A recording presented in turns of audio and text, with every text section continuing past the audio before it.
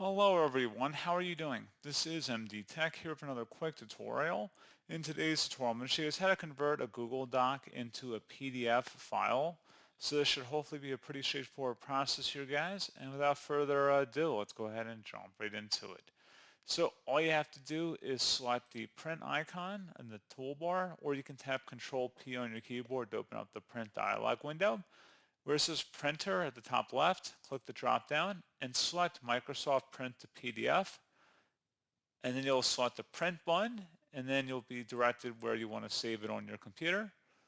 Once you have a file location, go ahead and select the file name you want to save it as, and then select Save.